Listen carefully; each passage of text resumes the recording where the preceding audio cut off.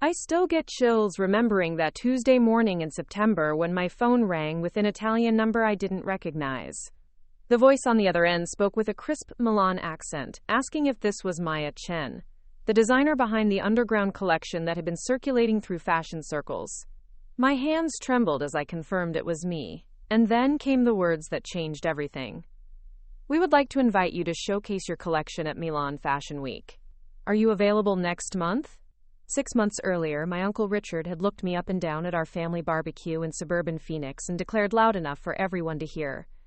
Maya, honey, you dress like you picked your clothes out of a dumpster behind Goodwill. Maybe it's time to dress like an adult. The entire backyard went silent except for the sizzling of burgers on the grill and my cousin Jessica's barely contained snicker. Before we jump back in, tell us where you're tuning in from, and if this story touches you, make sure you're subscribed. Because tomorrow, I've saved something extra special for you. My name is Maya Chen, and up until that phone call, I was a 27-year-old fabric store clerk living in a cramped studio apartment in downtown Phoenix, Arizona. My days were spent measuring yards of cotton and polyester for customers who rarely looked me in the eye, while my nights were devoted to sketching designs and hand-sewing pieces from scraps I collected throughout the week. My apartment was more workshop than home, with bolts of fabric stacked against every wall, a vintage Singer sewing machine positioned under the only decent light, and sketches taped to every available surface. The place smelled perpetually of fabric dye and the jasmine incense I burned to mask the chemical odors from my dyeing experiments. I had been passionate about fashion design since I was 12 years old, when my grandmother taught me to thread a needle and showed me how to turn flat pieces of fabric into three-dimensional wearable art. She used to say that clothing was the closest thing to magic humans could create, transforming not just how we looked but how we felt about ourselves. After she passed when I was 16, I inherited her ancient sewing machine and a trunk full of vintage patterns that became my most treasured possessions. Throughout high school, I spent every spare moment creating unique pieces, altering thrift store finds, and developing my own aesthetic that blended vintage silhouettes with modern, sustainable materials. My style was deliberately unconventional. I favored flowing fabrics in earthy tones, asymmetrical cuts that moved like liquid, and hand-embroidered details that took weeks to complete. I sourced materials from estate sales, fabric remnants, and even repurposed old curtains and bedsheets into stunning garments. My friends at school thought my clothes were amazing, but my family had always been less enthusiastic. They came from a long line of accountants and engineers who valued practicality over creativity, and my artistic pursuits were seen as a charming hobby rather than a legitimate career path. The fabric store where I worked was owned by Mrs. Patterson, a 70-year-old former seamstress who had opened the shop 40 years earlier. She was one of the few people who truly understood my vision, and often let me stay after hours to work on my personal projects. The pay was barely enough to cover rent and groceries, but Mrs. Patterson occasionally let me take home damaged bolts or end-of-roll remnants that other customers didn't want. These scraps became the foundation of my growing collection of original designs. I had been quietly building a portfolio for years, photographing my pieces on friends who were willing to model, and documenting each garment with detailed sketches and construction notes. My dream was to eventually apply to fashion schools in New York or Los Angeles, but the application fees alone were beyond my budget, and the thought of accumulating massive student debt while pursuing such an uncertain career path felt overwhelming. Instead, I continued working at the fabric store while slowly, methodically building my skills and my collection. The family barbecue where Uncle Richard made his cutting remark was supposed to be a celebration of my cousin Jessica's engagement to her longtime boyfriend Brad. The whole extended Chen family had gathered at my parents' house in the suburbs, a sprawling ranch-style home with a large backyard perfect for entertaining. I had chosen to wear one of my favorite pieces that day, a flowing midi dress I had constructed from vintage kimono fabric that I had found at an estate sale. The fabric was a soft sage green with delicate cherry blossom embroidery, and I had designed the dress with subtle draping that honored the fabric's original beauty while creating a completely modern silhouette. I had paired the dress with handmade leather sandals that I had crafted myself, and simple silver jewelry that complemented rather than competed with the intricate fabric. To me, the outfit represented everything I loved about fashion: sustainability, craftsmanship, and the ability to honor the past while creating something entirely new. I felt confident and beautiful, proud of the hours of work that had gone into creating something unique and meaningful. Uncle Richard, however, saw something entirely different. He was my father's older brother, a successful real estate developer who drove expensive cars and lived in a gated community on the outskirts of Scottsdale. He had always been the family member who spoke his mind without considering the impact of his words, and he seemed to take particular pleasure in offering unsolicited advice about how others should live their lives. He was wearing a polo shirt that probably cost more than I made in a week, paired with khakis and golf shoes that gleamed in the Arizona sun. When he made his comment about my appearance, I felt the familiar burn of embarrassment creep up my neck. The extended family members who had been chatting nearby suddenly found their plates of potato salad fascinating, and my mother shot me a look that somehow managed to be both sympathetic and apologetic. My father cleared his throat and tried to change the subject to the upcoming football season, but the damage was already done. I excused myself to help in the kitchen, where my Aunt Linda was arranging desserts on a platter. "Don't mind Richard," she whispered, as I pretended to be busy arranging cookies. "He thinks anyone who doesn't shop at Nordstrom is having a fashion emergency." But her words, though meant to be comforting, somehow made me feel worse. I began to wonder if Uncle Richard was right, if my carefully crafted aesthetic was actually just evidence that I didn't understand how adults were supposed to dress. Maybe my flowing fabrics and handmade details weren't artistic expressions, but simply signs that I couldn't afford to shop at real stores. That night, I stood in front of my bathroom mirror examining my reflection with new, critical eyes. Was the dress actually beautiful, or was I deluding myself? Did the asymmetrical hem look intentional and artistic, or did it simply look like I had made a mistake while cutting the fabric? I had always trusted my instincts about design and aesthetics, but Uncle Richard's comment. Preparing and narrating this story took us a lot of time, so if you are enjoying it, subscribe to our channel. It means a lot to us. Now back to the story. Planted a seed of doubt that began to grow in the following days and weeks. The doubt crept into every aspect of my creative process. When I sat down to sketch new designs, I found myself second-guessing every line, every proportion, every detail. Were my ideas actually innovative? Or were they simply the confused attempts of someone who didn't understand real fashion? I started researching what successful designers wore, scrolling through endless Instagram posts and fashion blogs, trying to decode the secret language of professional style that I apparently didn't speak. I began to notice things I had never paid attention to before. The way other customers at the fabric store looked at my outfits with confused expressions. The subtle distance that some of my coworkers maintained, as if my unconventional style might be contagious. Even Mrs. Patterson, who had always been supportive, seemed to hesitate when I asked her opinion about a new piece I was working on, choosing her words more carefully than usual. The worst part was that I started to see Uncle Richard everywhere. When I walked down the street, I imagined him commenting on my handmade bag or my vintage coat. When I met new people, I wondered if they were thinking the same thing he had said. If they saw me as someone who had fundamentally misunderstood how to present herself to the world. I found myself avoiding family gatherings and social events, afraid of facing more criticism, or, worse, the pitying looks of people who agreed with him but were too polite to say so. 3 months after the barbecue, I was at my lowest point creatively. I had stopped working on new designs and had started shopping at conventional stores, buying generic pieces that made me blend in rather than stand out. I felt like I was wearing a costume of normalcy, playing the role of what Uncle Richard thought an adult woman should look like. The clothes were fine, functional, appropriate, but they felt foreign on my body, like I was pretending to be someone I wasn't. It was during this period of creative drought that Mrs. Patterson approached me with an opportunity that would change everything. She had been contacted by a young photographer named Alex Rodriguez, who was looking for unique pieces to feature in a fashion editorial he was shooting for an online magazine. The theme was sustainable fashion, and he was specifically seeking out designers who created one-of-a-kind pieces from recycled or vintage materials. "I immediately thought of you," Mrs. Patterson said, her eyes bright with excitement. "I told him about some of the pieces you've made, and he's very interested in seeing your work." She handed me a business card with Alex's contact information. "I think this could be exactly what you need to get your confidence back."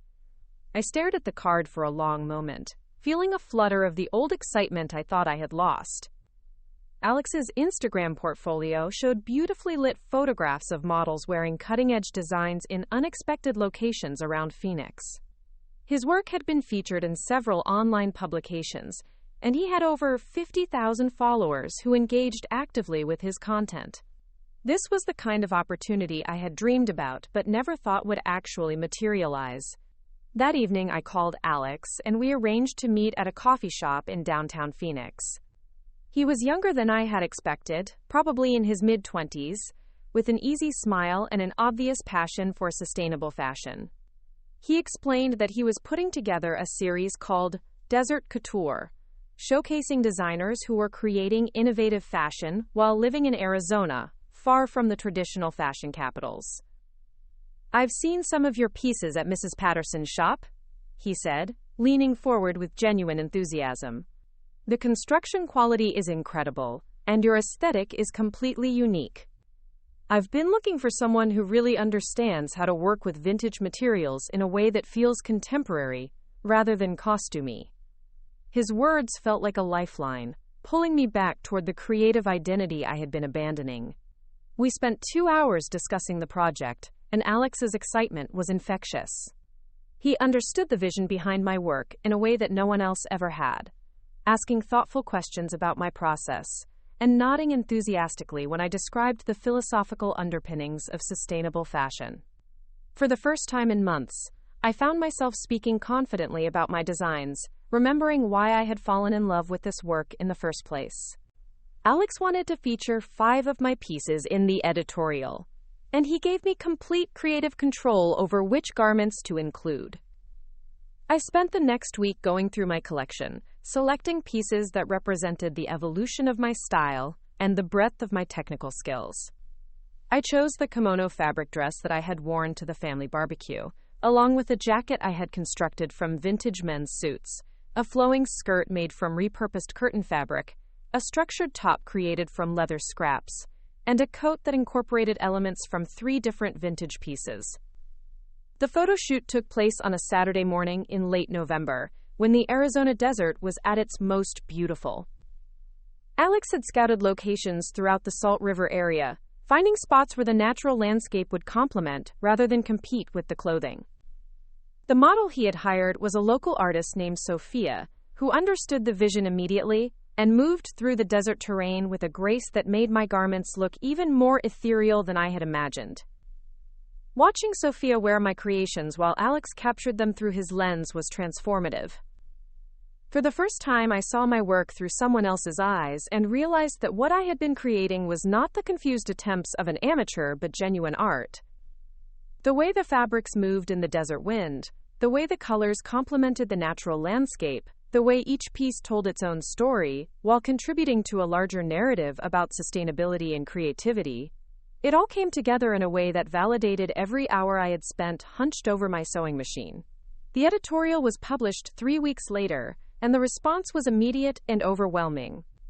The online magazine's social media posts featuring my work received thousands of likes and hundreds of comments from people around the world who wanted to know more about the designer behind these unique pieces. Alex tagged me in every post, and my own Instagram following grew from a few hundred to several thousand almost overnight. More importantly, the editorial caught the attention of people within the fashion industry who understood what I was trying to accomplish. I received messages from other sustainable fashion advocates, from boutique owners interested in carrying my work, and from fashion bloggers who wanted to feature my story.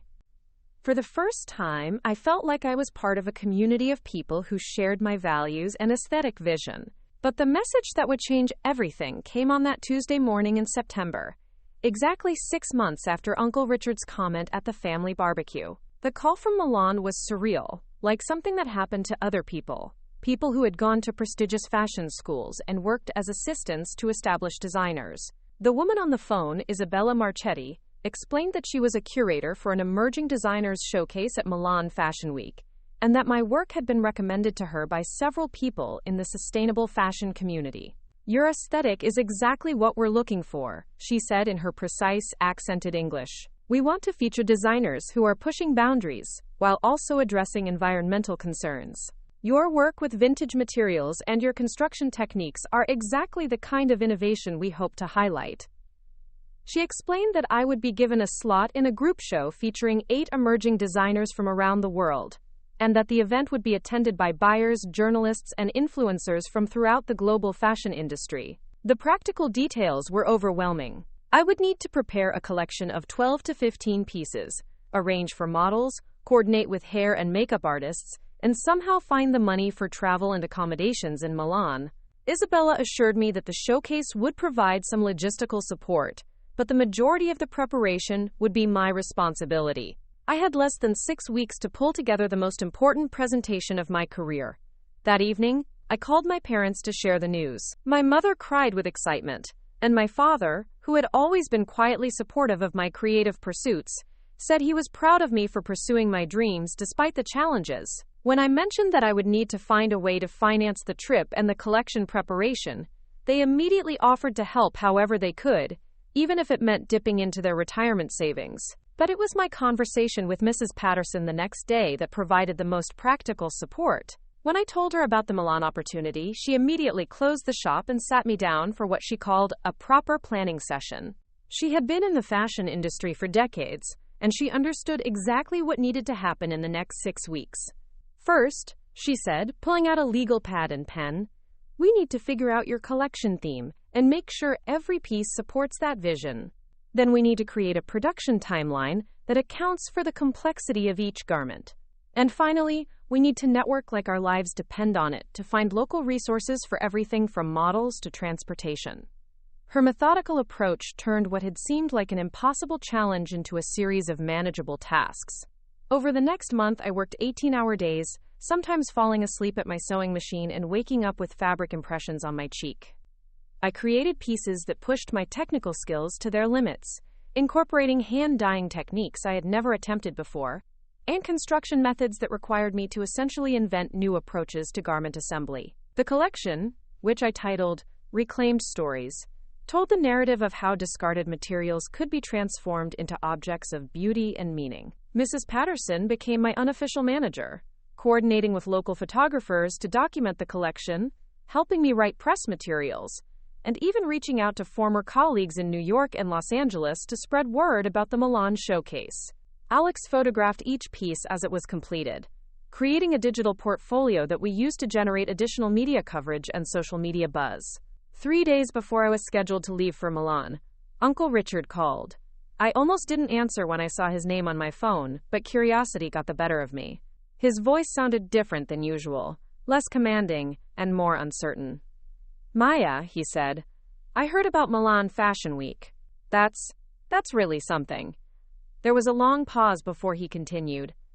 I saw some pictures online of your work. It's not what I expected. Another pause. I wanted to call and say that I hope it goes well for you. I know I haven't always been supportive of your creative pursuits. It wasn't exactly an apology, but it was the closest thing to an acknowledgement I had ever received from him that perhaps his previous judgment had been hasty. I thanked him for calling and told him I would send pictures from Milan. After I hung up, I realized that his opinion no longer had the power to destabilize my confidence the way it once had. I had found my community, my voice, and my place in the broader conversation about fashion and sustainability. The flight to Milan was my first time traveling internationally, and everything about the experience felt dreamlike. The showcase was held in a converted warehouse in the Navigli district, a space that had been transformed into a series of intimate presentation areas where each designer could display their work in a setting that reflected their aesthetic vision. My space was decorated with vintage mirrors and dried flowers, creating an atmosphere that complemented the romantic, sustainable ethos of my collection. The other designers in the showcase were incredible, each bringing a unique perspective to contemporary fashion while addressing environmental and social concerns. There was a designer from Lagos who created stunning pieces from traditional African textiles, a team from Copenhagen who specialized in zero-waste pattern making, and a young man from Sao Paulo who transformed plastic waste into surprisingly elegant garments. Being included in this group felt like validation that my work belonged in the larger conversation about the future of fashion. The presentation itself was a blur of cameras, interviews, and conversations in multiple languages. Buyers from major European boutiques examined my pieces closely, asking detailed questions about construction techniques and production capabilities. Fashion journalists from publications I had only dreamed of reading took notes while I explained my design philosophy and the stories behind individual garments. Influencers posed in my creations, sharing images with their followers and creating buzz that would continue long after the event ended. But the moment that will stay with me forever happened near the end of the evening, when a woman approached me speaking rapid Italian to her companion, while gesturing toward my display. When she realized I was the designer, she switched to English and introduced herself as the fashion director for a major Italian department store chain. "Your work is extraordinary," she said, examining the construction details of my hand-dyed jacket. "We've been looking for emerging designers who can create luxury pieces using sustainable methods. Would you be interested in discussing a collaboration?" She handed me her business card and explained that they were launching a new initiative to feature environmentally conscious designers alongside their traditional luxury brands. As I flew back to Phoenix a week later, my head spinning with new contacts, potential collaborations, and media coverage that was already generating international attention for my work, I thought about the journey that had brought me to this point. Uncle Richard's comment at the family barbecue had nearly derailed my confidence, but ultimately it had forced me to examine my own beliefs about my work and to seek out the community and validation that I needed to move forward. I learned that other people's opinions, even those of family members, cannot define our worth or determine our potential. The path to success is rarely linear, and sometimes the criticism that initially seems most devastating can become the catalyst for the breakthrough we need. Most importantly, I discovered that when we stay true to our vision and continue working toward our goals despite setbacks and doubt, opportunities have a way of presenting themselves in the most unexpected ways. Today, my work is carried in boutiques across 3 continents, and I split my time between Phoenix and Milan, where I maintain a studio in the same neighborhood where I first presented my collection. I still use the vintage Singer sewing machine I inherited from my grandmother, and I still source materials from estate sales and fabric remnants. But now these practices are celebrated as innovative approaches to sustainable luxury, rather than criticized as signs of amateur craftsmanship. Uncle Richard and I have developed a better relationship over the past year. He still doesn't completely understand my aesthetic choices, but he's learned to appreciate the business success and international recognition that have resulted from staying true to my vision.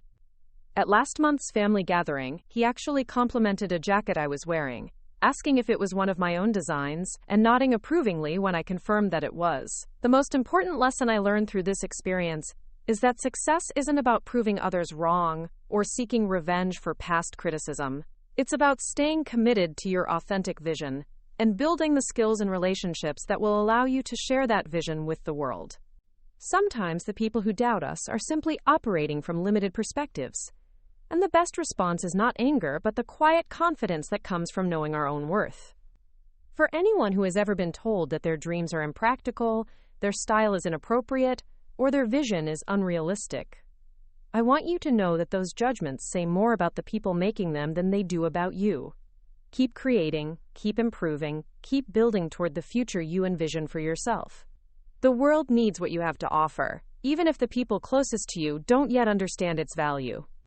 Your authentic voice matters, your unique perspective has value, and your willingness to pursue your vision despite criticism is not foolishness but courage.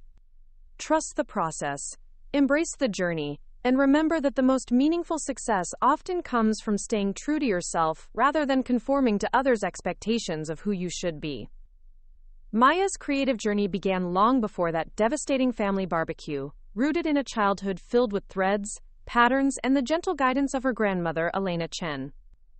Growing up in the sprawling suburbs of Phoenix, Maya spent countless afternoons in her grandmother's sewing room, a magical space that occupied the entire converted garage of Elena's modest ranch home.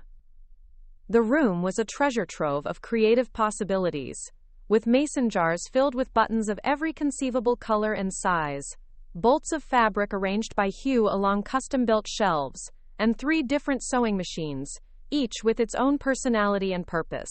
Elena had emigrated from Taiwan in the 1960s, with nothing but a small suitcase and an extraordinary talent for transforming fabric into works of art. She had supported her young family by taking in alterations and custom sewing work, building a reputation throughout their neighborhood for precision and creativity that went far beyond simple hemming and taking in waistbands. Maya's earliest memories involved sitting cross-legged on the linoleum floor of that garage-turned studio, sorting buttons by color, while her grandmother's fingers flew across fabric with the confidence of decades of practice. By the time Maya was 8 years old, she was threading needles and learning basic stitches under Elena's patient supervision. Her grandmother never spoke down to her or simplified the concepts, instead treating Maya as a serious apprentice who deserved to understand the full complexity of garment construction. Elena would explain the mathematical precision required for proper pattern grading, the way different fabrics responded to various construction techniques, and the historical significance of different silhouettes and cultural dress traditions. The first piece Maya ever completed entirely on her own was a simple A-line skirt, made from a vintage floral print that Elena had been saving for a special project. Maya was 12 years old and had been working on the skirt for 3 weeks, carefully measuring and remeasuring each seam, hand-basting the pieces together before committing to permanent stitching. When she finally tried on the finished garment, she felt a surge of pride and accomplishment unlike anything she had experienced before. The skirt fit perfectly, the seams were straight, and the fabric moved with her body in exactly the way she had envisioned. Elena's response to Maya's first completed project set the tone for everything that would follow. Rather than offering generic praise, her grandmother examined the skirt with the serious attention of a professional critic, pointing out the areas where Maya's technique had been particularly strong and offering specific suggestions for how she might approach similar challenges in future projects. This combination of genuine appreciation and constructive guidance taught Maya to value both excellence and continuous improvement. Throughout her teenage years, Maya's relationship with her grandmother deepened beyond their shared love of sewing. Elena would share stories of her own youth in Taiwan, describing the elaborate traditional costumes worn during festivals and the way her own mother had taught her to embroider intricate designs that told stories through their patterns and colors. These conversations connected Maya to a broader cultural heritage, while also inspiring her to think about clothing as a form of communication and artistic expression. Elena's influence extended beyond technical skills to encompass a whole philosophy about creativity and self-expression. She taught Maya that true style could never be purchased, only developed through understanding oneself and having the courage to express that understanding through choices that might not always be popular or easily understood by others. Elena herself dressed in a way that seamlessly blended traditional elements with contemporary American fashion, creating a personal aesthetic that was both timeless and completely unique. When Maya entered high school, her grandmother's garage studio became her refuge from the social pressures and conformity that seemed to dominate teenage life. While her classmates spent their afternoons at the mall buying mass-produced clothing that helped them blend in with their peers, Maya was learning to create garments that expressed her individual personality and values. She began developing her own aesthetic during these years, drawn to flowing silhouettes that moved gracefully with the body and natural fabrics that felt good against the skin. The high school years were also when Maya first began to understand that her passion for fashion design was more than just a hobby. She started documenting her creations with photographs, creating a portfolio that showcased the evolution of her skills and the development of her personal design philosophy. Her school friends were consistently amazed by her ability to transform simple materials into sophisticated garments, and several of them began commissioning pieces for special occasions like homecoming dances and graduation ceremonies. Maya's parents, David and Linda Chen, had always been supportive of their daughter's creative interests, though they approached her passion with the practical mindset that characterized their approach to most aspects of life. David worked as an accountant for a large construction company, while Linda managed the office for a busy pediatric practice. They were hardworking, responsible people who valued education and financial stability above artistic pursuits. But they never discouraged Maya's creativity or suggested that she should abandon her interests in favor of something more conventional. The Chen family's suburban home reflected their practical approach to life. It was a well-maintained ranch-style house with neutral paint colors, serviceable furniture, and a large backyard that David kept meticulously landscaped. Maya's bedroom was the one space in the house that reflected her developing aesthetic sensibilities, decorated with fabric samples, fashion sketches, and photographs of garments she had created. Her parents didn't entirely understand her design choices, but they respected her passion and provided whatever support they could within their budget. During her senior year of high school, Maya faced the first major challenge to her creative ambitions when it came time to make decisions about college and career paths. Her parents encouraged her to consider practical majors like business or marketing that might allow her to work in fashion-related industries, while providing more financial security than pursuing design directly. Maya understood their concerns, but she also felt a deep conviction that she needed to find a way to make her passion for design the center of her professional life. The financial realities of pursuing formal fashion education became apparent when Maya began researching programs at prestigious design schools in New York and Los Angeles. The tuition costs were staggering, and even with scholarships and financial aid, the debt she would accumulate seemed overwhelming for someone whose ultimate goal was to work in an industry known for its financial uncertainty. Her parents offered to help however they could, but Maya knew that asking them to sacrifice their retirement security for her artistic dreams would be unfair. Instead of attending a traditional 4-year college, Maya decided to take a gap year to work full-time and save money while continuing to develop her skills independently. She found employment at Patterson's Fabrics, a local shop that had been serving the Phoenix sewing community for 4 decades. The job paid slightly above minimum wage and came with the significant benefit of access to high-quality materials at wholesale prices, along with the opportunity to learn from Mrs. Patterson herself. Dorothy Patterson was a formidable woman in her late 60s who had opened her fabric shop in 1980 after working for 20 years as a seamstress for a high-end alterations business. She had an encyclopedic knowledge of textiles, from the most basic cotton blends to exotic silks and specialty technical fabrics. More importantly, she had an intuitive understanding of which materials would work best for specific projects, and an ability to help customers envision possibilities they might never have considered on their own. Working at Patterson's Fabrics was like attending an informal fashion school where Maya learned something new every day. Mrs. Patterson took Maya under her wing almost immediately, recognizing both her natural talent and her genuine passion for understanding every aspect of garment construction. During slow periods in the shop, Mrs. Patterson would share stories from her own career, describing the evolution of fashion trends she had witnessed over the decades, and explaining the business aspects of the industry that most creative people never bothered to understand. Maya's first year working at the fabric shop was transformative in ways she hadn't anticipated. Beyond the technical knowledge she gained about different types of materials and their properties, she developed a deeper appreciation for the craft traditions that had been passed down through generations of seamstresses and tailors. Mrs. Patterson introduced her to elderly customers who had been sewing for 60 or 70 years, women who remembered when most clothing was still made at home, and who possessed skills that were becoming increasingly rare in an era of fast fashion and disposable garments. These interactions with experienced sewers taught Maya to value precision and craftsmanship in ways that went beyond mere aesthetics. She learned to appreciate the satisfaction that came from mastering difficult techniques, the meditative quality of repetitive hand-stitching, and the problem-solving skills required to adapt patterns and techniques to achieve specific design goals.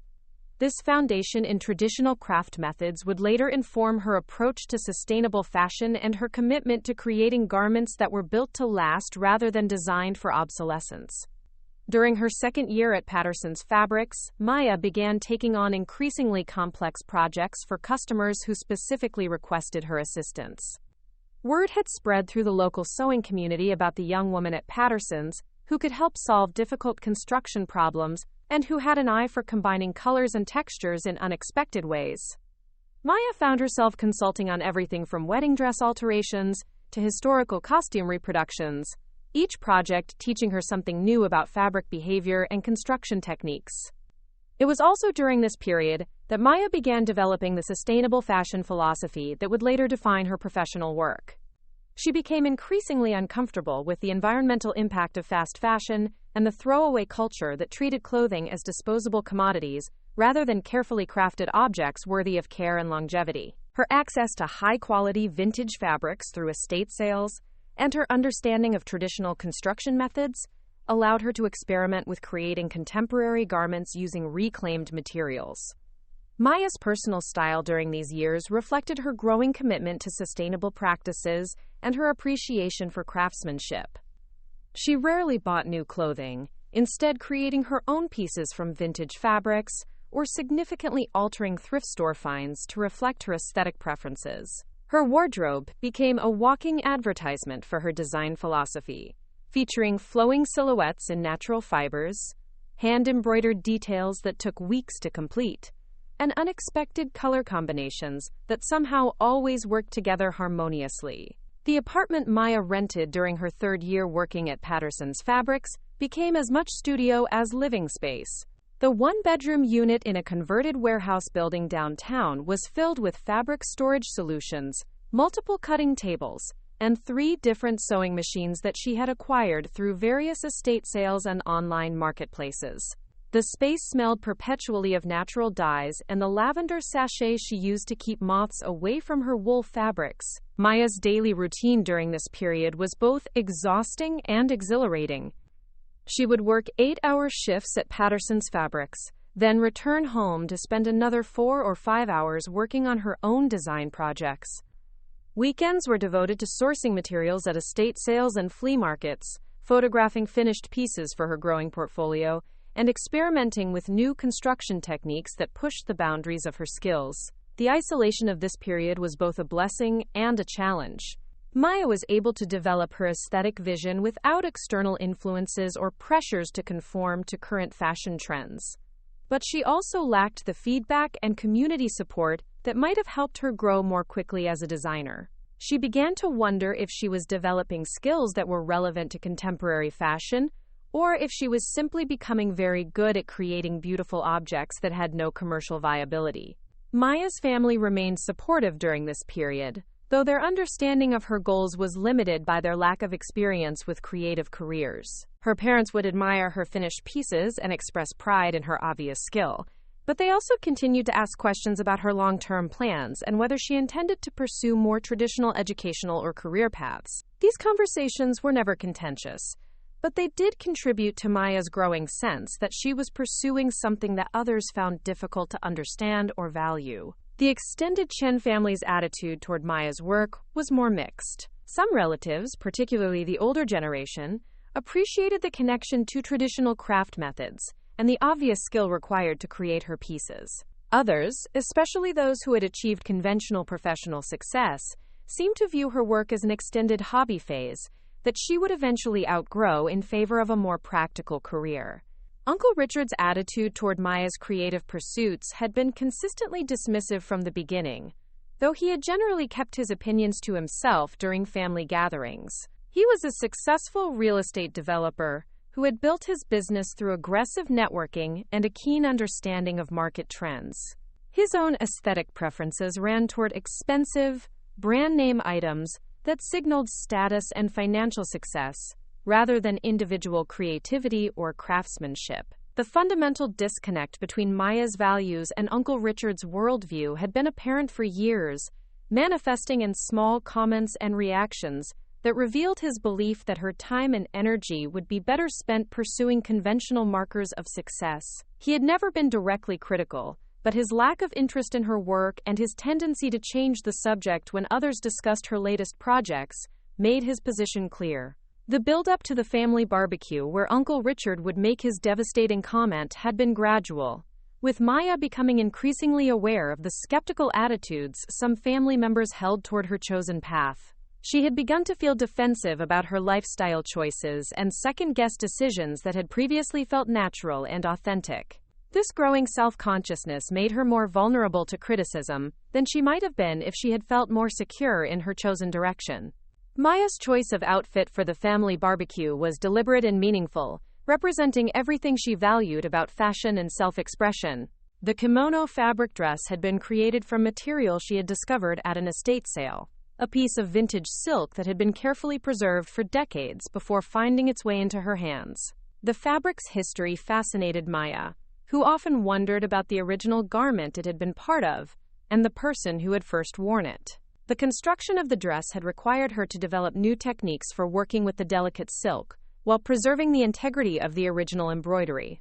She had spent weeks researching traditional Japanese garment construction methods, adapting historical techniques to create a contemporary silhouette that honored the fabric's cultural significance, while reflecting her own design aesthetic. The finished piece represented months of work and research, embodying her commitment to sustainable fashion and cultural appreciation. Pairing the dress with handmade leather sandals and simple silver jewelry completed a look that Maya felt represented the best of her design philosophy. Every element had been carefully chosen or created, resulting in an ensemble that was both beautiful and meaningful. She felt confident and authentic wearing the outfit, proud of the craftsmanship it represented and the values it embodied. The contrast between Maya's thoughtful approach to dressing and Uncle Richard's more conventional preferences highlighted fundamental differences in how they understood the relationship between clothing and identity. While Maya saw fashion as a form of self-expression and artistic practice, Uncle Richard viewed clothing primarily as a means of signaling social status and professional competence.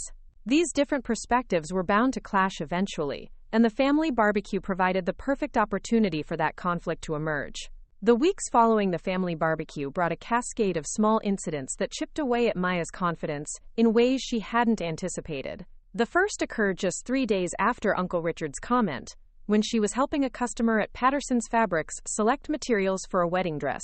The woman, probably in her 50s with perfectly styled blonde hair and an expensive handbag, had been examining various silk options when her gaze shifted to Maya's outfit with an expression of barely concealed confusion.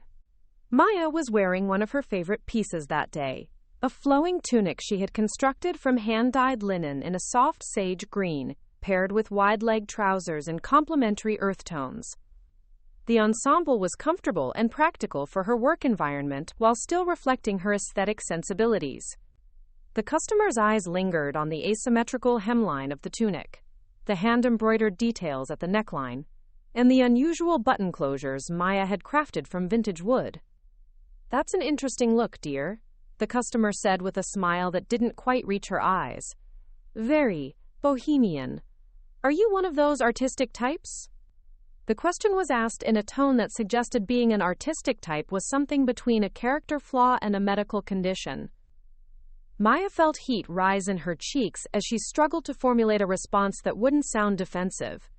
Mrs. Patterson, who had been within earshot, stepped in smoothly. "Maya is one of our most knowledgeable staff members," she said firmly.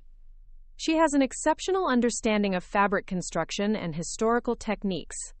You're in excellent hands." The customer nodded politely, but Maya noticed how she seemed to direct her subsequent questions toward Mrs. Patterson, rather than engaging with Maya directly. Later that same week, Maya attended her monthly book club meeting at the local library, a group of women ranging in age from their 30s to their 70s, who gathered to discuss contemporary fiction and share recommendations. Maya had been part of the group for over a year and had always felt comfortable there, appreciating the intellectual discussions and the diverse perspectives the members brought to their literary conversations.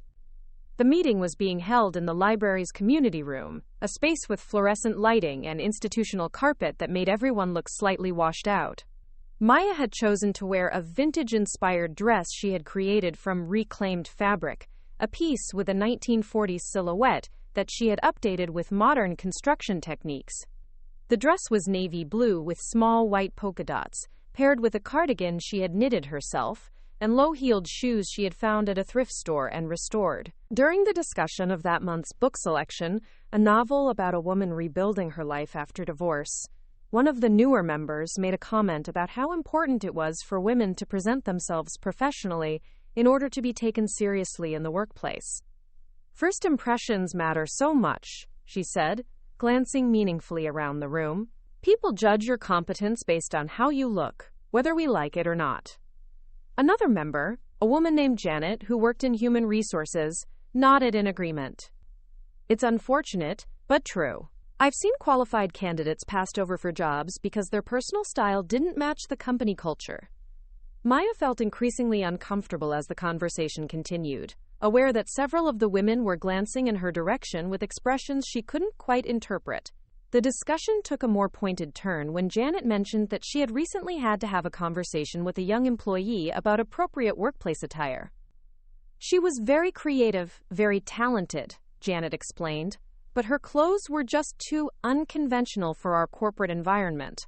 I had to explain that while personal expression is important, there are professional standards that need to be maintained. Maya found herself wondering if the women were talking about her indirectly, using the book discussion as a cover for commenting on her appearance and choices.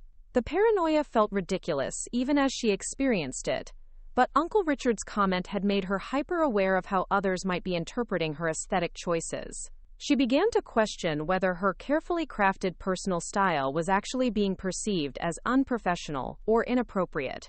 The following Saturday, Maya attended a local farmer's market, where she often sourced inspiration for her color palettes and sometimes found interesting vintage textiles among the craft vendors. She was wearing a flowing maxi skirt she had created from vintage curtain fabric, paired with a fitted top made from organic cotton and a hand-knitted shawl that had taken her months to complete. The ensemble was comfortable for walking around the outdoor market and reflected her commitment to sustainable fashion. As she browsed through a vendor's selection of handmade pottery, Maya overheard a conversation between two women standing nearby. They were discussing someone's appearance at a recent community event, and one of them made a comment about how some people seem to confuse quote, artistic with appropriate. The other woman laughed and agreed, adding that there was a difference between having personal style and looking like you had gotten dressed in the dark. Maya tried to focus on the pottery display, but she couldn't shake the feeling that the women might be talking about her. She became acutely aware of how her outfit might appear to others, wondering if the flowing skirt looked too costume-like, if the combination of patterns and textures was too unconventional, if she was unconsciously signaling something about herself that she didn't intend to communicate. The erosion of Maya's confidence accelerated when she began paying closer attention to how people responded to her in professional settings. During a meeting with a potential client, who was interested in commissioning a custom piece for her daughter's graduation, Maya noticed how the woman's demeanor seemed to shift when she saw Maya in person. They had initially connected through email after the woman saw Maya's work in Alex's photography portfolio, and their correspondence had been enthusiastic and professional. The meeting was scheduled to take place at a coffee shop in Scottsdale, an upscale establishment, with marble countertops and carefully curated decor. Maya arrived wearing a dress she had created from vintage silk, a piece with clean lines and subtle details that she considered appropriate for a business meeting. The potential client, a woman named Sandra who worked in marketing for a tech company, was wearing a crisp white blouse and tailored slacks that looked expensive and perfectly fitted. Sandra's initial reaction when she spotted Maya was subtle, but unmistakable. There was a moment of confusion, as if she wasn't sure she had identified the right person, followed by a smile that seemed forced. The conversation that followed was polite but strained, with Sandra asking questions about Maya's background and training that seemed designed to assess her credibility rather than her creative vision. "I have to be honest," Sandra said after they had been talking for about 20 minutes. "I'm looking for someone who can create something really special for my daughter, something that will photograph well and make the right impression. This is for her graduation from law school, and presentation is really important in her field."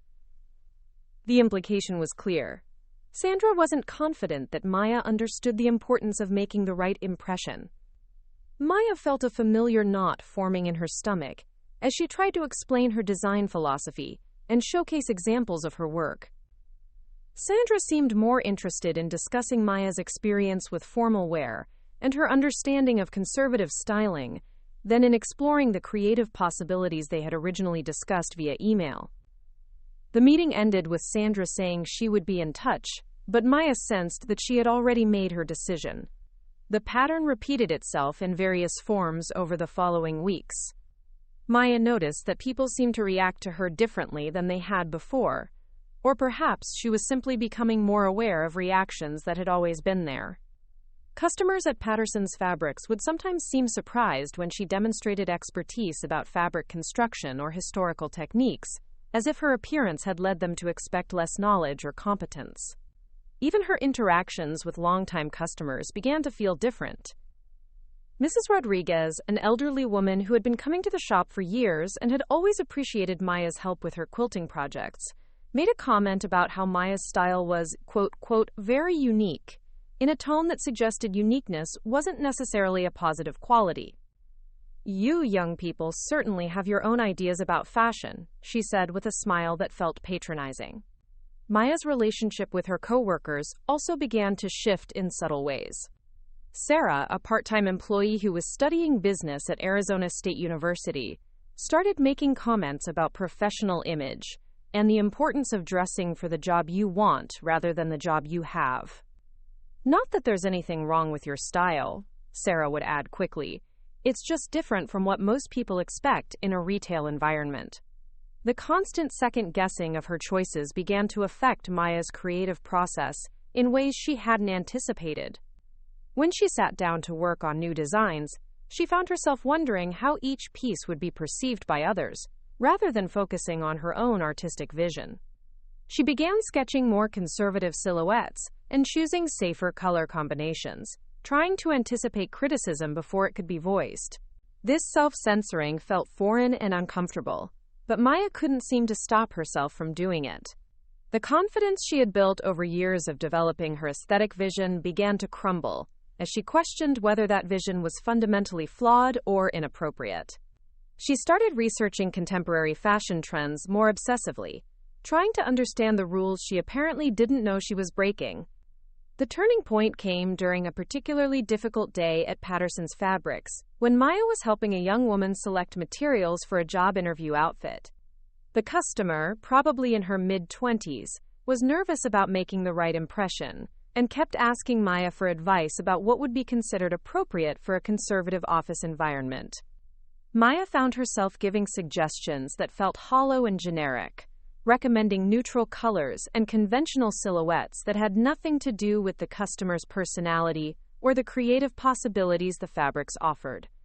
As she spoke, she became increasingly aware of how her own outfit might be undermining her credibility as someone who understood professional dressing standards. The young woman seemed to sense Maya's uncertainty and began directing her questions toward Mrs. Patterson instead. "I just want to make sure I look professional," she explained, her eyes flickering uncertainly toward Maya's hand-embroidered blouse and flowing skirt. "I can't afford to make a mistake with this interview." Mrs. Patterson handled the situation with her usual grace, but Maya felt the sting of being passed over in favor of someone whose appearance inspired more confidence. The interaction left her feeling professionally inadequate and personally diminished, as if her commitment to authentic self-expression had somehow disqualified her from being taken seriously. That evening, Maya stood in front of her bedroom mirror, examining her reflection with the kind of critical attention she had never applied to herself before. The flowing fabrics and natural colors that had always felt like authentic expressions of her personality now seemed potentially problematic. Was the asymmetrical hemline too distracting? Did the hand-embroidered details read as unprofessional? Were the earth tones too muted for someone who needed to project confidence and competence? Maya began experimenting with different approaches to dressing, trying to find a balance between her aesthetic preferences and what she perceived as social expectations. She borrowed more conventional pieces from friends and spent money she couldn't afford on clothing that felt foreign and uncomfortable. The process was dispiriting, like trying to translate her personality into a language she didn't speak fluently. The psychological impact of constantly monitoring her appearance and second-guessing her choices was exhausting. Maya found herself spending significantly more time getting dressed each morning, cycling through multiple outfit combinations while trying to anticipate how each choice might be interpreted by others. The spontaneity and joy she had always found in expressing herself through clothing began to disappear. Maya's creative output also suffered during this period. She completed fewer personal projects and found herself gravitating towards safer, more conventional designs that reflected current trends rather than her own artistic vision. The pieces she created during this time were technically competent, but lacked the distinctive voice that had always characterized her work. The final blow came during a family dinner at her parents' house, about 2 months after the barbecue incident. Maya's cousin Jessica was there with her fiancé Brad, along with several other relatives who had gathered to celebrate her grandfather's birthday. Maya had carefully chosen her outfit for the occasion, selecting pieces that she hoped would strike the right balance between personal style and family-appropriate presentation. She was wearing a dress she had created from vintage fabric, but one with a more conservative silhouette than she typically favored.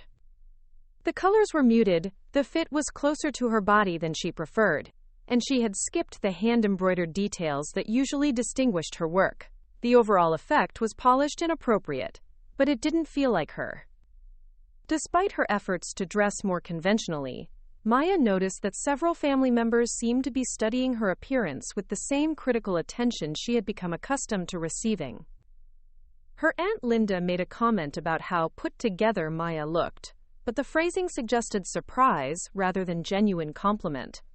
Uncle Richard, who was present but hadn't spoken directly to Maya all evening, made a comment to her father about how important it was for young people to understand the connection between appearance and opportunities. The conversation that followed was ostensibly about general professional advice, but Maya felt certain that it was really about her. Uncle Richard held forth about the importance of first impressions in business, the way successful people presented themselves, and the mistakes young people made when they prioritized self-expression over strategic thinking. His comments were delivered in a tone of helpful wisdom, but Maya heard them as continued criticism of her choices and values. Maya's parents tried to steer the conversation in different directions, but Uncle Richard seemed determined to make his points about professional presentation and social awareness. He talked about successful business people he knew, emphasizing how their appearance and demeanor had contributed to their achievements.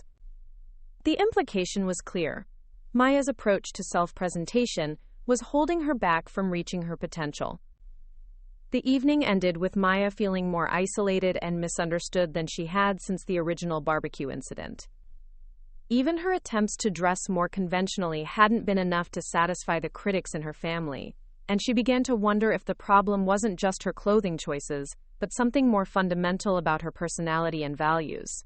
That night, Maya lay in bed staring at the ceiling and trying to understand how she had arrived at this point. Just a few months earlier, she had felt confident in her creative vision and secure in her chosen path. Now she was questioning everything about her approach to life and work, wondering if she had been deluding herself about her abilities and prospects. The self-doubt had become so pervasive that it affected every aspect of Maya's daily life. She found herself apologizing for her appearance, even when no one had criticized it, making preemptive explanations for her clothing choices, and constantly seeking reassurance from others about whether her outfits were appropriate for various situations. The freedom and joy she had once found in getting dressed had been replaced by anxiety and uncertainty. Maya's work at Patterson's Fabrics became increasingly difficult as her confidence eroded. She began deferring to Mrs.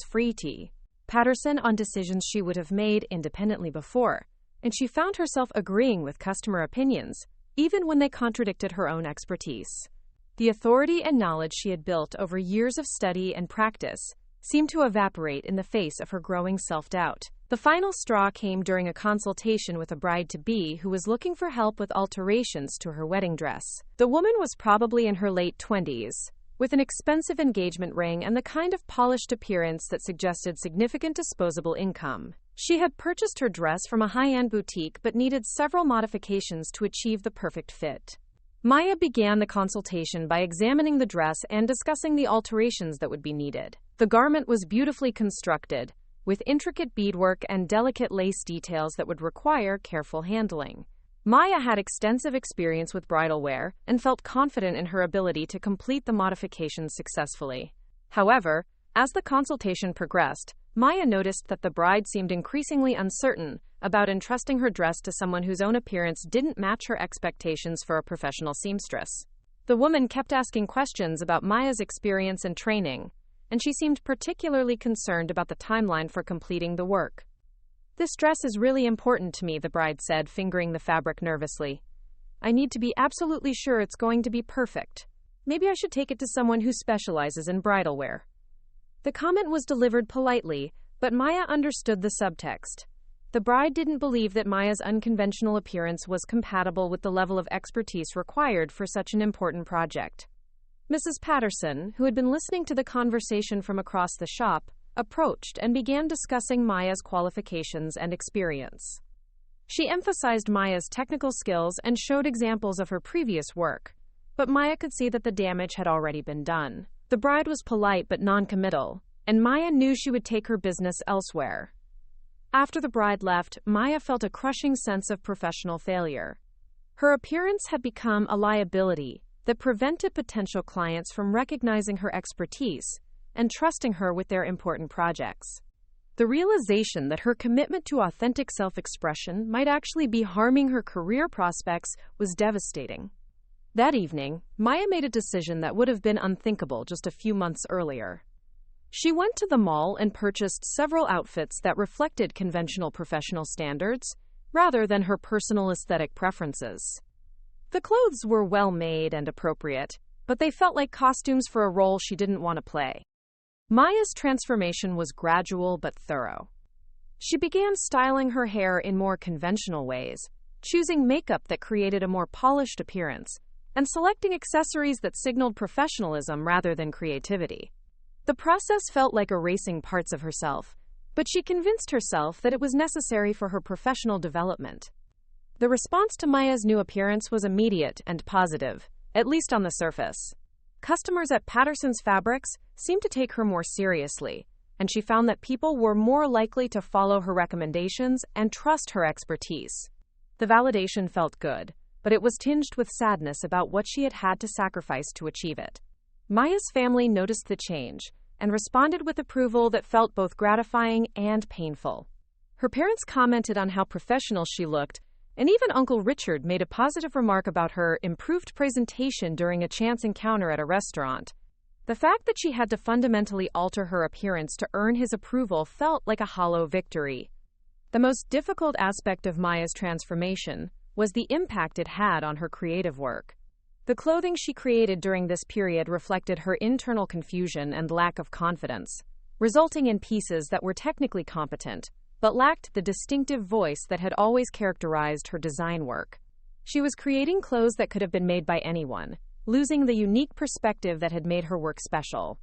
Maya's relationship with her craft began to feel strained and artificial. The joy and spontaneity that had always driven her creative process were replaced by calculation and concern about commercial viability. She found herself second-guessing every design decision, trying to anticipate criticism before it could be voiced, and creating work that felt safe rather than authentic. The psychological cost of maintaining this new version of herself was enormous. Maya felt like she was living a lie, presenting a false version of herself to the world, while suppressing the parts of her personality that had always brought her the most joy.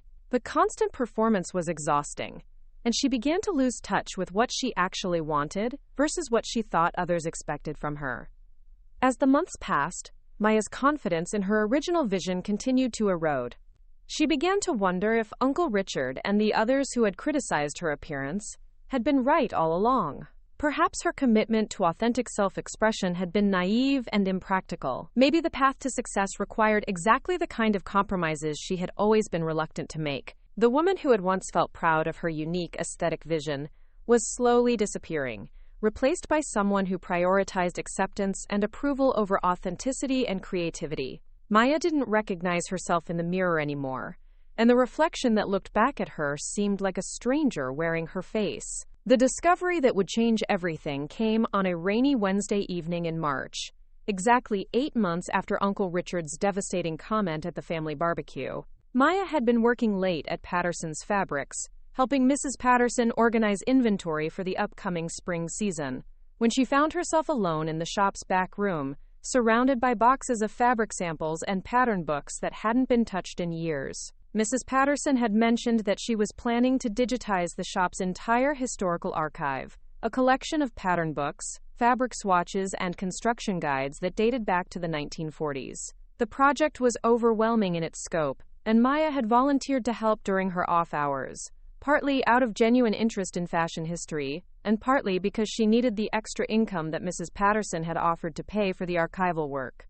As Maya worked through a particularly old box of documents, she discovered a collection of photographs that made her stop completely. The images showed fashion shows from the 1960s and 1970s, featuring models wearing garments that looked remarkably similar to the aesthetic she had been developing before her confidence crisis. The clothes were flowing, unconventional, made from repurposed materials, and absolutely stunning in their originality and craftsmanship. The photographs were labeled with handwritten notes that identified the designer as Elena Vasquez, a name Maya didn't recognize but one that seemed vaguely familiar. As she continued examining the images, she found newspaper clippings that told an incredible story. Elena Vasquez had been a Phoenix-based designer who had achieved international recognition in the late 1960s for her innovative approach to sustainable fashion and her use of traditional craft techniques in contemporary garments.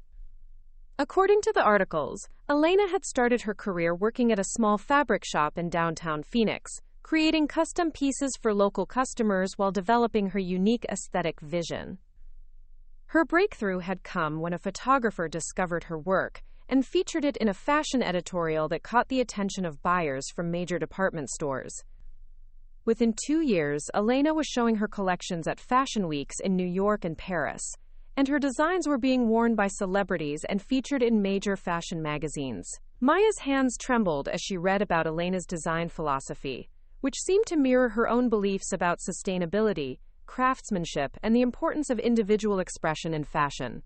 Elena had written about the need to honor traditional techniques, while addressing contemporary concerns about environmental impact and social responsibility. She had advocated for slow fashion decades before the term became popular, creating garments that were designed to last for years rather than seasons. The most shocking discovery came when Maya found an interview with Elena from 1971, in which the designer discussed her background and training. Elena had learned to sew from her grandmother, had worked at a fabric shop to support herself while developing her skills, and had faced criticism from family members who didn't understand her artistic vision. The parallels to Maya's own story were so striking that she had to sit down and catch her breath. As Maya continued reading, she learned that Elena's career had been cut short by a car accident in 1973, when she was only 32 years old. The designer had been at the height of her success, with orders from major retailers and plans for expanding into international markets. Her death had been a significant loss to the fashion world, and several of the articles mentioned that her unique aesthetic and approach to sustainable design had never been successfully replicated by other designers. The final piece of the puzzle came when Maya discovered a letter tucked between the pages of one of Elena's pattern books. The letter was addressed to Mrs. Patterson, who had apparently been Elena's mentor and friend during her early career. In the letter, Elena thanked Mrs. Patterson for her support and guidance, and mentioned that she was planning to create a foundation to help young designers who shared her commitment to sustainable fashion and traditional craftsmanship. Maya sat in the back room of Patterson's Fabrics until well past midnight, absorbing the implications of what she had discovered. Elena Vasquez had faced many of the same challenges Maya was experiencing, had developed a similar aesthetic vision, and had achieved exactly the kind of international recognition that Maya had always dreamed of, but never believed was possible. The discovery felt like finding a roadmap to a destination she had thought was unreachable. The next morning, Maya arrived at work early and waited for Mrs. Patterson to open the shop. When the older woman saw Maya's excited expression, she immediately asked what had happened.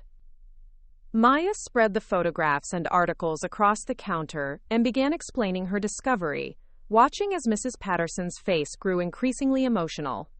"I wondered when you would find those," Mrs. Patterson said quietly, tears forming in her eyes. "I've been waiting for the right time to tell you about Elena, but I wanted you to discover her story yourself." She explained that she had been Elena's mentor and closest friend, and that watching Maya develop her own aesthetic vision had been like seeing Elena's spirit reborn in a new generation. Mrs. Patterson revealed that she had been quietly documenting Maya's work over the past few years, recognizing the similarities between her aesthetic approach and Elena's pioneering vision.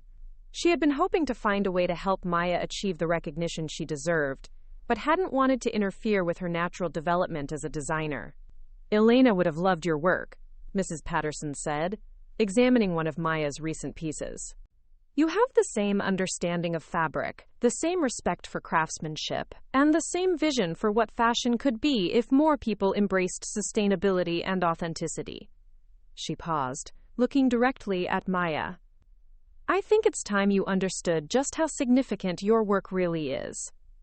Mrs. Patterson then revealed something that changed Maya's entire perspective on her career prospects. She had been maintaining correspondence with several contacts in the fashion industry, including editors, buyers, and gallery owners, who had worked with Elena and who remained interested in supporting designers who shared her aesthetic vision. Several of these contacts had expressed interest in Maya's work after seeing photographs that Mrs. Patterson had shared with them. There's a whole community of people who understand what you're trying to accomplish, Mrs. Patterson explained. They've been waiting for someone like you to emerge. Your work isn't too unconventional or impractical. It's exactly what the fashion world needs right now, and there are people who recognize that.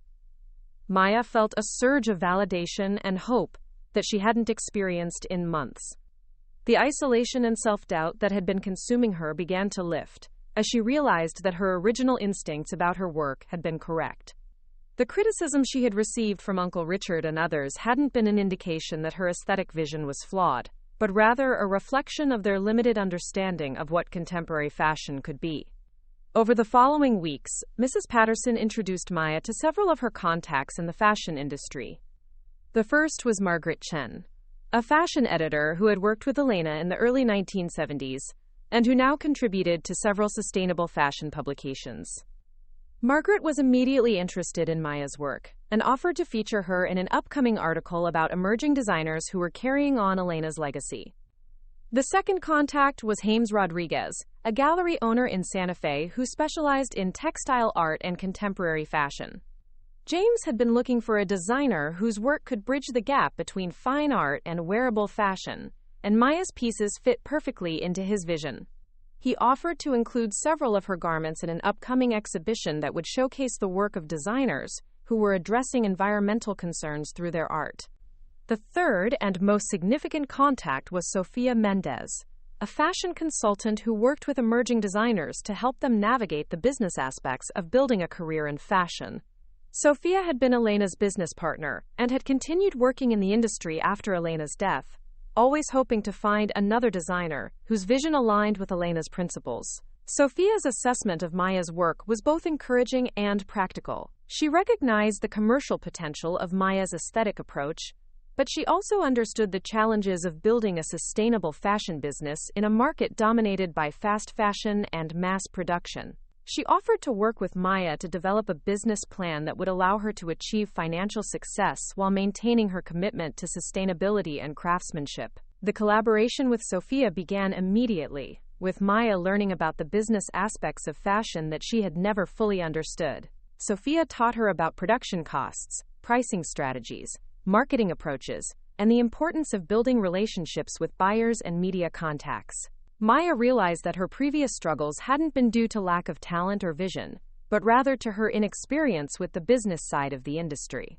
As Maya worked with Sofia to develop her business plan, she began to understand how Elena had achieved such rapid success in the 1960s. Elena had combined exceptional creative vision with sharp business acumen, understanding that artistic integrity and commercial success were not mutually exclusive. She had built relationships with the right people, presented her work in the right venues, and positioned herself as a pioneer in sustainable fashion at exactly the right moment. Maya's confidence began to return as she realized that she had been approaching her career from the wrong angle. Instead of trying to conform to conventional expectations, she needed to find the audience that already understood and appreciated her aesthetic vision. The fashion world was much more diverse and accepting of unconventional approaches than she had realized, and there were specific communities and markets that were actively seeking the kind of work she was creating. The transformation in Maya's approach to her career was accompanied by a return to her original aesthetic vision. She stopped trying to create conventional pieces and returned to the flowing silhouettes, sustainable materials, and handcrafted details that had always characterized her best work. The relief of returning to her authentic creative voice was enormous, and her work immediately improved in quality and originality. Maya's personal style also underwent a transformation as she reconnected with her original aesthetic vision. She stopped wearing the conventional clothing she had purchased during her confidence crisis and returned to creating pieces that reflected her authentic personality and values. The process of getting dressed became joyful again, and she felt more like herself than she had in months. The first major opportunity to showcase Maya's renewed work came when Maya Chen offered to feature her in a major article about sustainable fashion for a prominent online magazine. The article would include photographs of Maya's latest pieces, an interview about her design philosophy, and information about where readers could purchase her work. The feature would reach thousands of readers who were specifically interested in sustainable fashion, and would likely include many potential customers. Maya spent weeks preparing for the photo shoot, creating new pieces that represented the full range of her aesthetic vision and technical skills. She worked with a photographer who understood her aesthetic, and who was able to capture the movement and texture of her garments in ways that highlighted their unique qualities. The resulting images were stunning, showing Maya's clothes in natural settings that emphasized their connection to environmental themes. The article was published 6 weeks later and generated an immediate response that exceeded everyone's expectations. Maya's website received thousands of visitors in the first day, and she began receiving inquiries from boutique owners, fashion editors, and individual customers who wanted to purchase her work. The response was so overwhelming that Maya had to temporarily close her online store while she figured out how to manage the increased demand. More importantly, the article caught the attention of several major players in the sustainable fashion industry. Maya received emails from designers she had admired for years, from organizations that supported sustainable fashion initiatives, and from business people who were interested in helping her expand her operation. The network of contacts that had seemed so impossible to build was suddenly expanding rapidly. The most significant response came from an unexpected source. Isabella Marchetti, a curator for emerging designers at Milan Fashion Week, had seen Maya's work in the magazine article and was immediately interested in learning more about her aesthetic vision and production methods. Isabella had been looking for designers who were addressing sustainability concerns while maintaining high standards of craftsmanship and artistic innovation. Isabella's initial email was brief, but incredibly exciting. She explained that she was putting together a showcase of emerging designers for the upcoming Milan Fashion Week, and she was interested in including Maya's work in the exhibition. She asked if Maya would be willing to discuss the opportunity and what it would involve in terms of preparation and logistics. Maya's response was immediate and enthusiastic, but she also felt a wave of panic about the practical challenges involved. Creating a collection for Milan Fashion Week would require resources and expertise that she didn't currently have, and the timeline was extremely tight. She would need to create 12 to 15 pieces that represented her aesthetic vision while meeting the technical and artistic standards expected at such a prestigious event. The conversation with Isabella revealed that Maya's work was being considered alongside pieces by established designers from around the world. The opportunity was enormous, but it was also terrifying in its scope and implications. Success at Milan Fashion Week could launch Maya's career to an international level, but failure could be devastating to her confidence and reputation.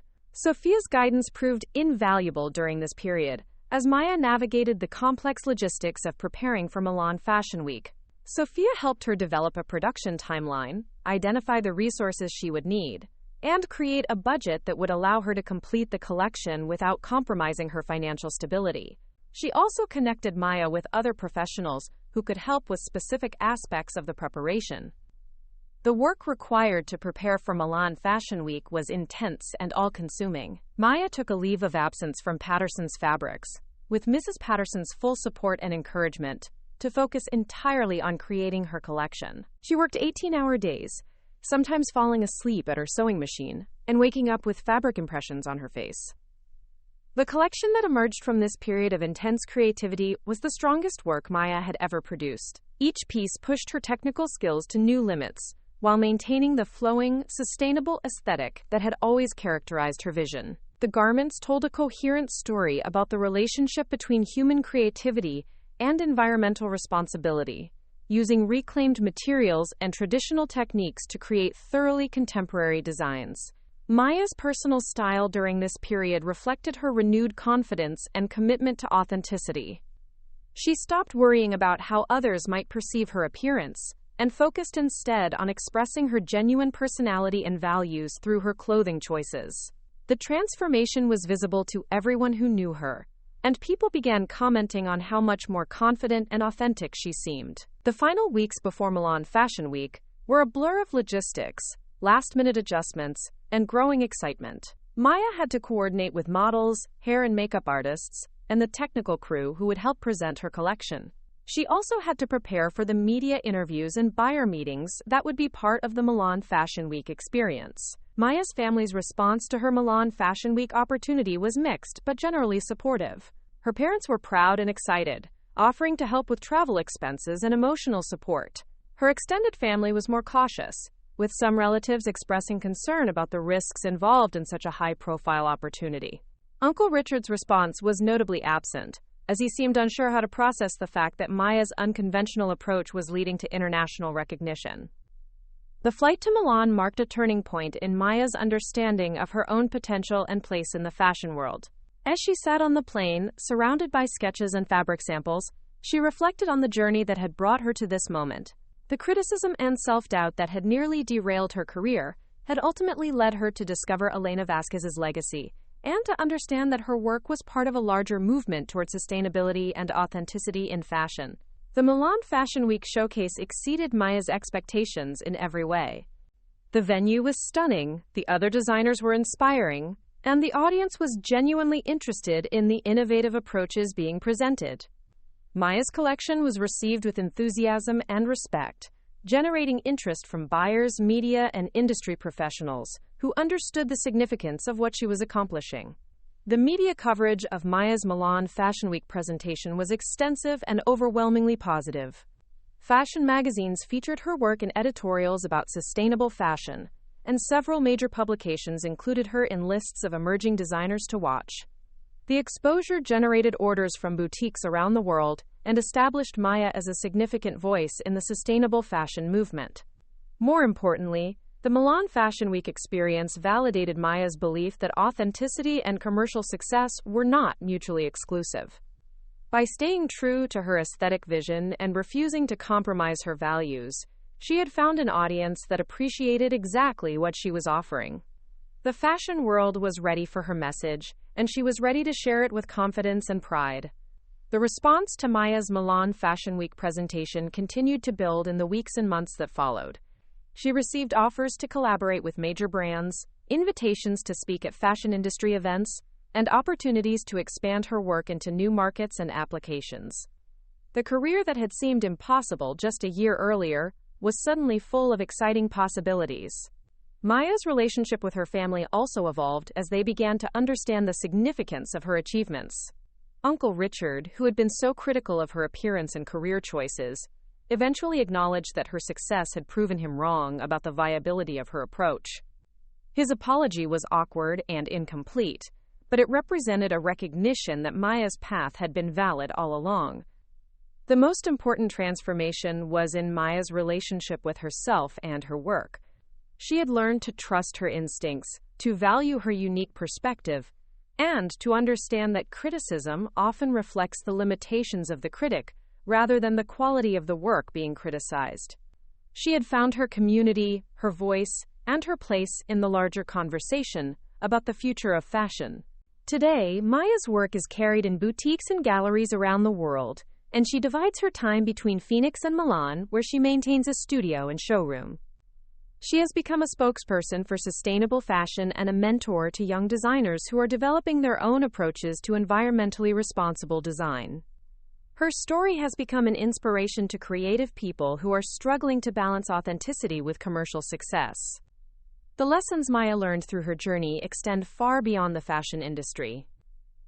She discovered that staying true to your vision, even when others don't understand or support it, can ultimately lead to greater success than trying to conform to others' expectations. She learned that criticism can be a catalyst for growth and self-discovery, and that finding your community is often more important than winning over your critics. Maya's story also demonstrates the importance of mentorship and intergenerational connection in creative fields. Mrs. Patterson's support and Elena Vasquez's posthumous influence were crucial factors in Maya's eventual success, showing how the wisdom and experience of previous generations can guide and inspire contemporary artists and designers. The fashion world has embraced Maya's message about sustainability and authenticity, and her work continues to influence other designers who are seeking to create more responsible and meaningful approaches to fashion. Her success has shown that there is a significant market for clothing that prioritizes craftsmanship, environmental responsibility, and individual expression over mass production and conformity. Perhaps most importantly, Maya's story illustrates the power of persistence and authentic self-expression in the face of doubt and criticism. By refusing to abandon her vision and by continuing to develop her skills and understanding, she was able to transform what initially seemed like career-ending criticism into the foundation for international success and recognition. The young woman who once felt ashamed of her unconventional style and questioned her career choices has become a confident, successful designer whose work is celebrated around the world. Her journey from self-doubt to self-assurance offers hope and inspiration to anyone who has ever been told that their dreams are impractical or their authentic self-expression is inappropriate. Maya's story continues to unfold as she expands her work and influence, but the core message remains the same. Authenticity, when combined with skill and persistence, can overcome criticism and lead to extraordinary success. The fashion world is richer for her contributions, and her example continues to inspire others to pursue their own creative visions with confidence and determination. The transformation in Maya's life extended far beyond professional success or industry recognition. In the 2 years following her Milan Fashion Week debut, she found herself becoming someone she had never imagined possible during those dark months, when Uncle Richard's words had nearly destroyed her confidence. The woman who had once questioned every design decision and second-guessed her aesthetic choices now moved through the world with a quiet certainty that influenced every aspect of her existence. Maya's new studio in the Arts District of Phoenix had become a pilgrimage site of sorts for young designers seeking guidance and inspiration. The space itself reflected the evolution of her aesthetic vision, with high ceilings that allowed natural light to flood across cutting tables made from reclaimed wood, walls lined with vintage pattern books and contemporary fashion magazines, and carefully curated displays of her latest work alongside pieces from Elena Vasquez's archived collection that Mrs. Patterson had donated to Maya's permanent reference library. The daily rhythm of Maya's work life had evolved into something that balanced creative fulfillment with business responsibilities in ways she had never thought possible. Her mornings typically began with correspondence from buyers and collaborators around the world, reviewing orders from boutiques in Tokyo, Stockholm, and Sao Paulo that had discovered her work through various fashion publications and industry connections. The international scope of her business still sometimes felt surreal, especially when she remembered the isolation she had felt just a few years earlier when she thought her aesthetic vision was too unconventional for mainstream acceptance. Maya's approach to production had remained deliberately small-scale and artisanal, a decision that sometimes frustrated business advisors who saw opportunities for rapid expansion and mass production. However, her commitment to sustainable practices and individual craftsmanship had become central to her brand identity and was largely responsible for the premium prices her work commanded in international markets. Each piece she created was documented with detailed construction notes and provenance information that allowed customers to understand exactly how their garments had been made and what materials had been used. The workshop space adjacent to Maya's design studio employed 6 other artisans, all of them local craftspeople who shared her commitment to traditional techniques and environmental responsibility. The collaborative atmosphere was unlike anything Maya had experienced during her solitary years of working alone in her apartment, and the exchange of ideas and techniques with other skilled makers had pushed her own abilities to new levels of sophistication and innovation. Among her workshop collaborators was Carmen Rodriguez, a master embroiderer whose family had been practicing traditional Mexican needlework for 4 generations. Carmen's expertise with historical stitching techniques had allowed Maya to incorporate increasingly complex surface treatments into her designs, creating pieces that required months of work but achieved levels of artistic sophistication that justified their place in high-end galleries alongside their commercial availability. Another key collaborator was Thomas Nakamura, a textile artist who specialized in natural dyeing processes using plants native to the Sonoran Desert. Thomas's knowledge of botanical chemistry and color theory had opened new possibilities for Maya's work with sustainable materials, allowing her to achieve rich, complex color palettes using entirely eco-friendly processes that connected her designs to the specific geography and ecology of their Arizona origins. The third core member of Maya's team was Jennifer Walsh, a pattern maker whose technical precision and innovative approaches to garment construction had helped Maya push the boundaries of what was possible with flowing, unstructured silhouettes. Jennifer's background in engineering had brought mathematical rigor to Maya's intuitive design process, resulting in pieces that achieved their intended aesthetic effects while meeting the highest standards of durability and wearability. Maya's relationship with her extended family had undergone a complex evolution in the wake of her professional success. The relatives who had once viewed her career pursuits with skepticism or condescension now spoke about her achievements with pride, though Maya sometimes detected undertones of confusion about how her unconventional path had led to such recognition and financial success. Family gatherings had become more comfortable, but Maya was aware that some relatives still didn't fully understand what she did or why it mattered. Uncle Richard's eventual acknowledgement of Maya's success had come in the form of an awkward conversation at her cousin Jessica's wedding reception, nearly 3 years after his original disparaging comment at the family barbecue. He had approached Maya during the cocktail hour, when she was wearing one of her own designs, a flowing silk dress in deep emerald green that had been featured in Vogue the previous month as an example of sustainable luxury fashion. "Maya," he had said, his usual commanding tone replaced by something more uncertain, "I've been seeing your name in magazines and newspapers. That's really something." He paused, seeming to struggle with words that didn't come naturally to him. "I guess I didn't understand what you were working toward. Your approach has turned out to be more strategic than I realized." Maya had accepted his words graciously, understanding that they represented the closest thing to an apology she was likely to receive from someone whose worldview didn't easily accommodate the idea that he might have been fundamentally wrong about something. She had learned that forgiveness didn't require perfect acknowledgement from those who had caused harm, and that her own peace was more important than receiving validation from people who had never understood her vision. The conversation with Uncle Richard had crystallized something important for Maya about the nature of criticism and validation. She realized that his original comment hadn't been about her at all, but rather about his own limited understanding of what success could look like, and his discomfort with approaches that differed from his own conventional path. The pain she had experienced from his words had been real and significant, but it had ultimately led her to discover strengths and resources she might never have accessed otherwise. Maya's romantic life had also been transformed by her growing confidence and success. During her period of self-doubt and professional struggle, she had found it difficult to connect with potential partners who seemed to view her creative pursuits as hobbies rather than serious career goals. The men she had dated during those years often made comments about her unconventional lifestyle or suggested that she might be happier pursuing more traditional paths. Her relationship with David Chen, a documentary filmmaker who had initially contacted her about featuring her work in a film about sustainable fashion, had developed gradually from professional collaboration into deep personal connection. David understood the artistic process from his own experience and respected the dedication required to pursue creative work at the highest levels. More importantly, he appreciated Maya's aesthetic vision and understood why her commitment to authenticity and sustainability was central to her identity, rather than simply a business strategy. David's own work focused on environmental issues and social justice, creating films that highlighted innovative solutions to complex global problems.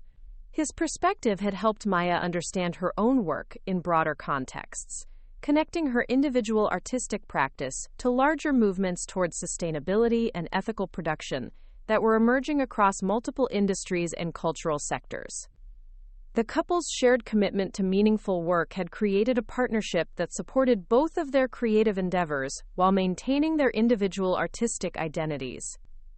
David often traveled for his filmmaking projects, while Maya's work required extended periods of focused concentration in her studio, but they had found ways to support each other's careers while building a relationship based on mutual respect and shared values. Maya's influence within the fashion industry had expanded beyond her individual design work to encompass teaching, mentoring, and advocacy for sustainable practices throughout the sector.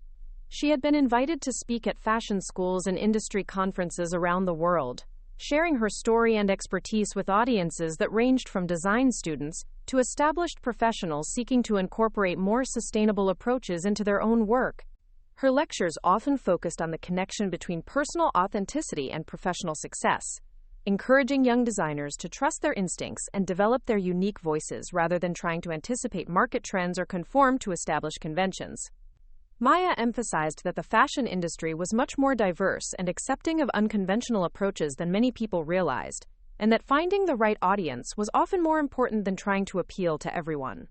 The mentoring program Maya had established through her studio provided intensive guidance to emerging designers who were committed to sustainable practices and traditional craftsmanship. The program was deliberately small, accepting only 4 designers per year for year-long residencies, that provided access to Maya's workshop facilities, expert guidance on business development, and connections to industry professionals who shared similar values and aesthetic sensibilities. Many of the program's graduates had gone on to establish their own successful practices, creating a network of designers who were collectively influencing the fashion industry toward greater environmental responsibility and artistic integrity. Maya took particular pride in seeing her former mentees achieve recognition for their own unique visions, understanding that the multiplication of diverse voices committed to positive change was more important than any individual success. Maya's advocacy work had also led to her involvement with several nonprofit organizations that supported artisan communities and traditional craft practices around the world. Her travels to document these communities and learn from their techniques had influenced her own design work, while also raising awareness about the importance of preserving cultural knowledge and supporting the economic development of indigenous and traditional communities. The financial success of Maya's business had allowed her to establish a foundation that provided grants and resources to young designers from underrepresented communities who were developing sustainable fashion practices. The foundation prioritized applicants who demonstrated both artistic talent and commitment to social and environmental responsibility, helping to ensure that the next generation of fashion leaders would include diverse voices with strong ethical foundations.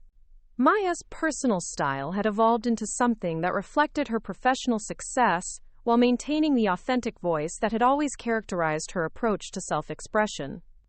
She had learned to adapt her aesthetic to different contexts and occasions without compromising her core identity, developing a wardrobe that allowed her to move confidently through international fashion weeks, business meetings, and casual social situations. The clothes Maya wore to industry events were still primarily her own designs, but they represented the most refined and sophisticated expression of her aesthetic vision. These pieces combined the flowing silhouettes and sustainable materials that had always defined her work, with subtle details and impeccable construction that signaled her evolution as both an artist and a businesswoman. Maya's approach to self-presentation had become a form of quiet activism, demonstrating that sustainable fashion could be just as sophisticated and appealing as conventional luxury goods. Her presence at fashion industry events consistently challenged assumptions about what environmentally responsible clothing could look like, influencing other designers and industry professionals to reconsider their own approaches to materials and production methods.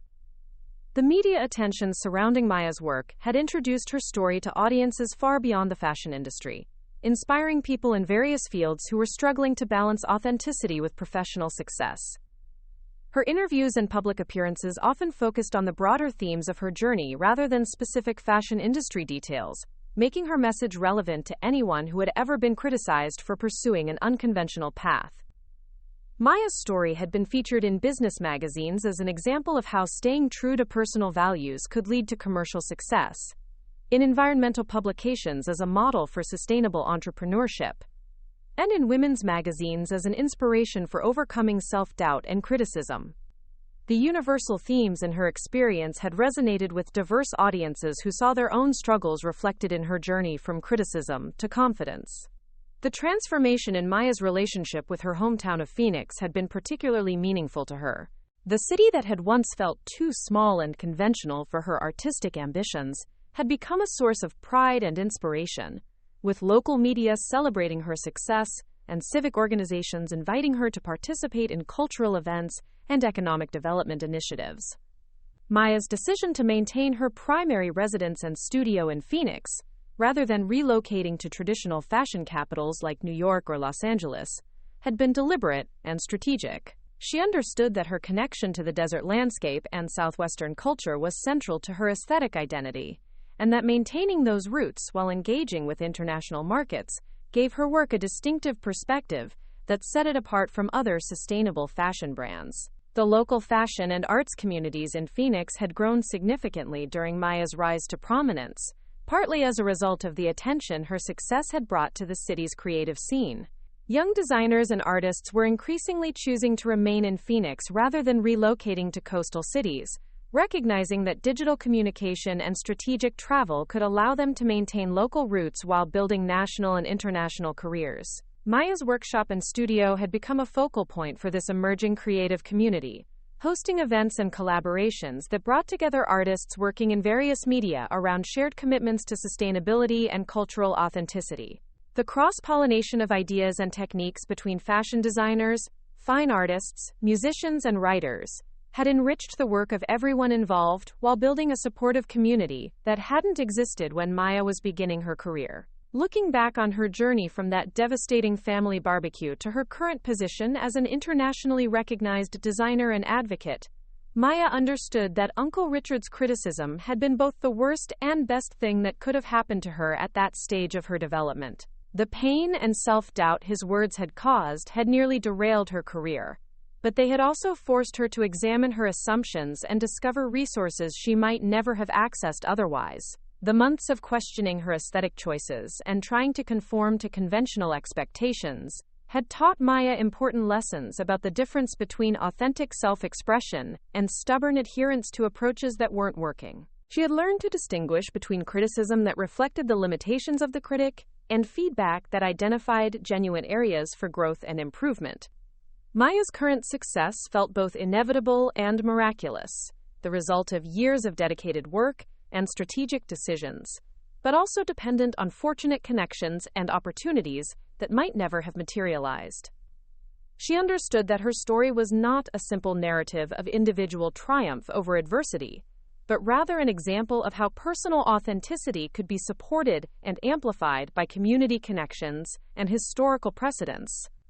The discovery of Elena Vasquez's legacy had been crucial to Maya's transformation, providing both inspiration and practical guidance that had helped her navigate the business aspects of building a sustainable fashion career. But Maya also recognized that Elena's story had only been meaningful because Maya had already developed the technical skills and aesthetic vision necessary to understand and build upon that legacy.